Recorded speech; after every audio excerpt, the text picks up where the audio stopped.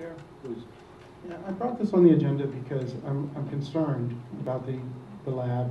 As you probably know, I had a lot to do with getting it there and supporting it. I had heard a rumor that it was going to be reconfigured and we were going to change the computers. And I guess if that's just a rumor, then the discussion's ended and we don't really need to talk about it anymore. If that is the plan, I would like to have further discussion.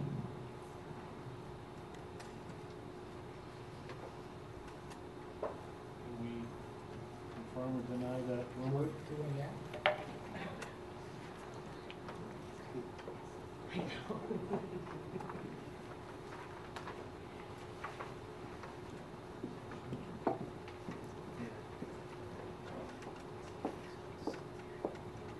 I usually don't like to respond to rumors, but however, in this case, looking at the plan that was approved at the last meeting, I believe it was, the tech plan, we do have included in there the upgrade or replacement of Underhill Computer Labs, the hardware in there. And given that we would also need to replace the furniture that is in the lab, basically the tables that the computers are sitting on, several legs are falling off of those tables. Those would need to be replaced, so that would be included as well. I think it would provide a good opportunity to also reconfigure the space into more of a collaborative environment rather than just rows of computers. We've got students working on projects, and I think sort of a redesign of that space configuration would be much more practical and support what the students or what the teachers are doing as far as project-based learning and so forth. So yes, in the plan that was approved, it would include the replacement of the computers in the Underhill Lab. I would say that the Underhill Lab started as a community experiment and continues to this day as one. I taught in the lab. I had the privilege of being there every Friday for 4 years. And I find that configuration for those age kids to be very effective. I could stand in the back of that room and tell if 20 kids were on task or off task because all the monitors faced the back of the room. We could stand in the front of that room and have the total attention of that class by using the overhead projector. I am opposed to sweeping changes towards something that is believed to be the future at that age level. I understand project-based learning, but I don't think it gets rid of everything that we have. And because something is deemed traditional, that it should be taken away. Again, I go back to the data. I ask you to go to that lab, watch Mrs. Ithier teach those kids.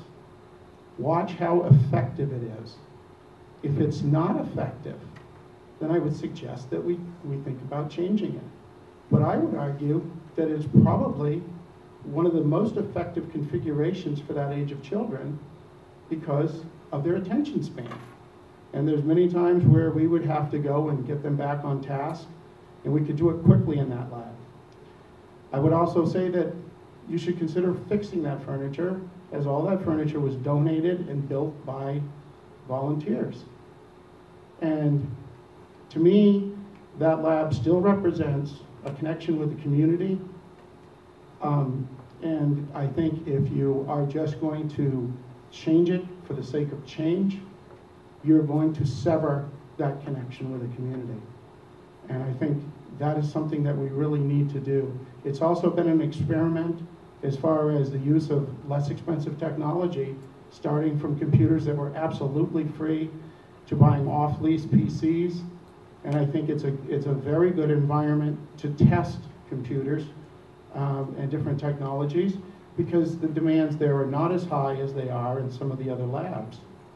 So this is going to get to my item of technology planning. I am opposed to these things that are just done for the reason of doing them without any data, without any reasoning. And I ask you to really consider this as something that is going to change the relationship with the community and something that remains a symbol of that relationship that was formed probably 8 years ago with the Underhill School. So I would like, the other thing, and I'll go back to the fact that it's in the tech plan.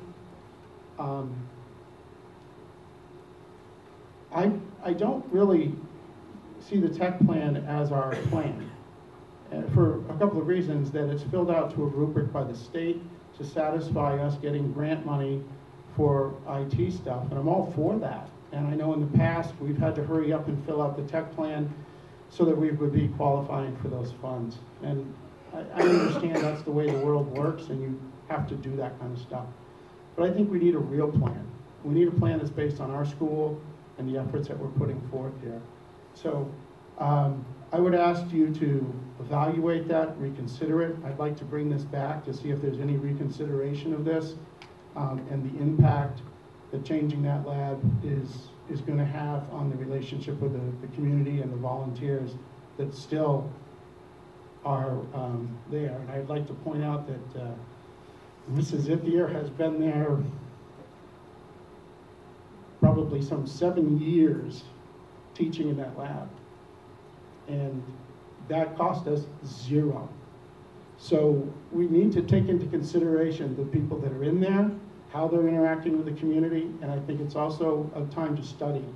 When I was there, we had college students come in to study our methods of teaching first and second graders about computers.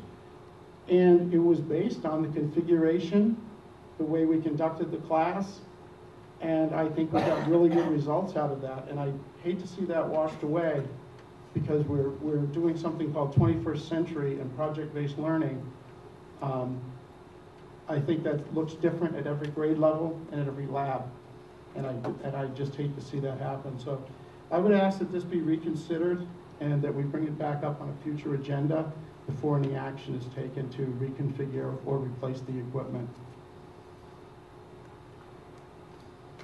And I guess I would have to make that into a motion, as I do not want to direct I don't want to direct anyone that is working in administration as to what to do. I would ask for a motion to bring this back after it being reconsidered by the administration, if they want to go ahead with these changes or not.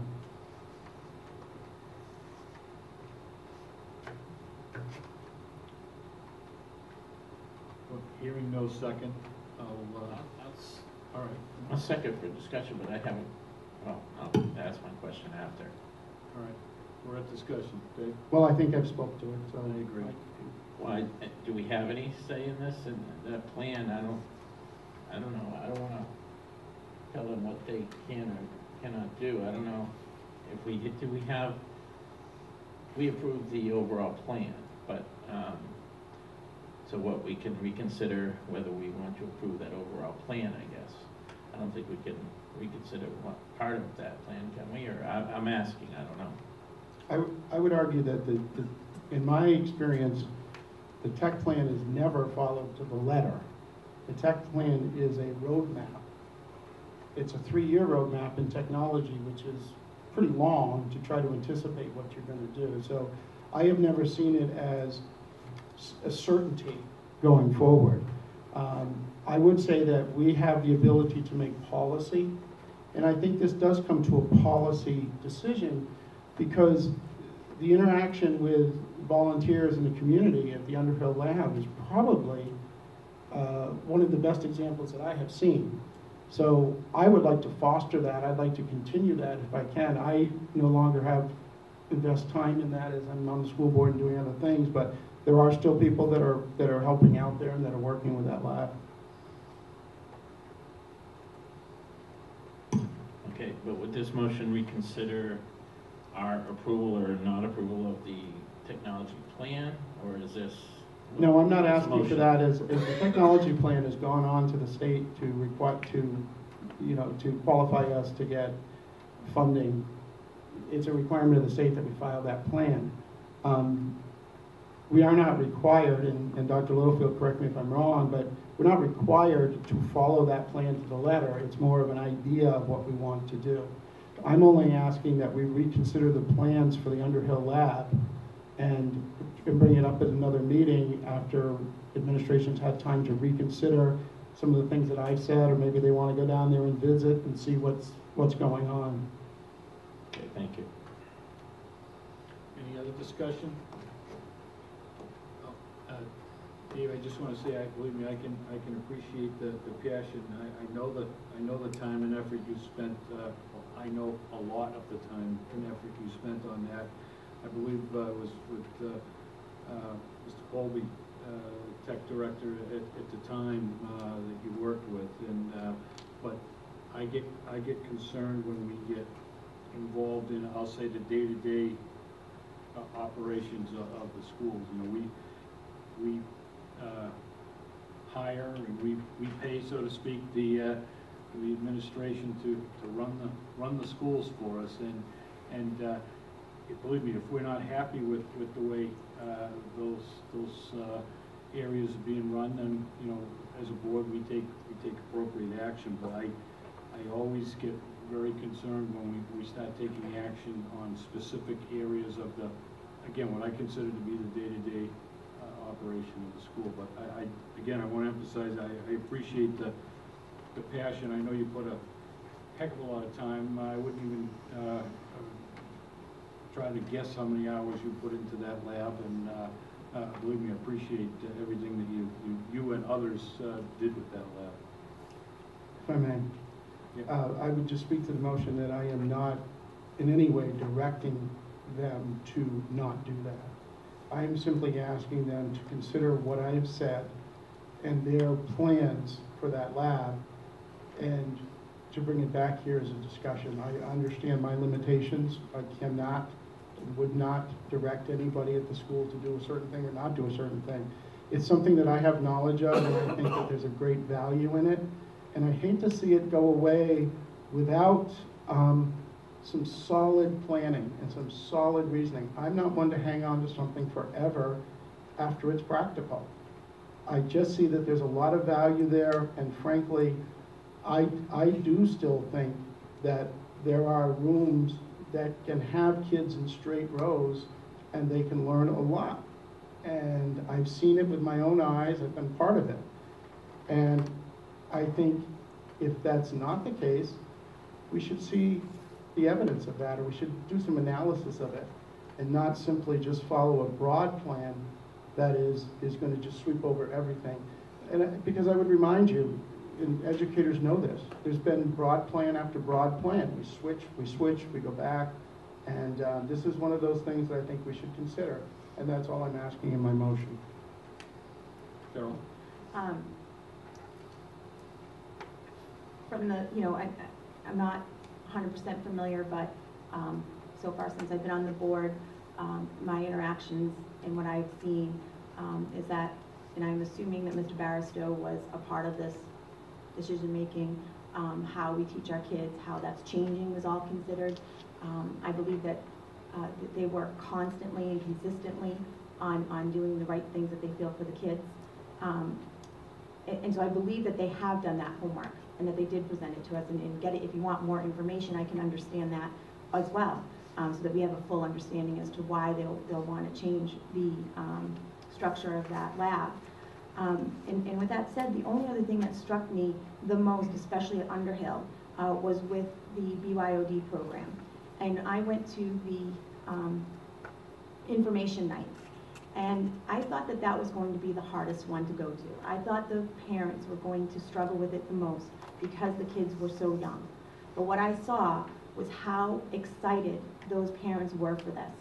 And I really believe that the parents actually support what they're trying to do there with technology. They are the youngest group. They're going to be coming through with all of this technology. So I really believe that they've probably done their due diligence and know that this is what's going to work best for them. And I also believe that that doesn't limit our volunteerism. It just will reconfigure how our volunteers work with the kids in that lab. I understand if you want more information, and I feel that more information is always good, but I did just want to state my support for their decision to reconfigure it. Mike?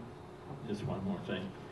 But I think the motion is just asking them to consider some of the points that were brought up tonight concerning that lab and to reconsider their plans to do that, to what they have planned for that lab. That's all we're asking, is to consider the points and reconsider. It's not directing them either way, so that's why I'm in support.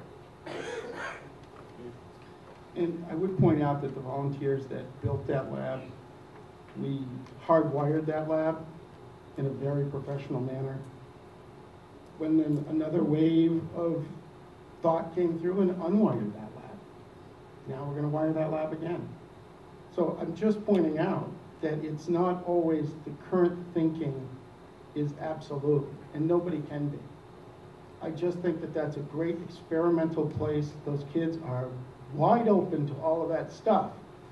And I do think that as we move into new ways of learning, we need to keep some remnants of some straight rows. And when I hear people talking that straight rows just don't fit into the 21st century, it just doesn't make any sense to me.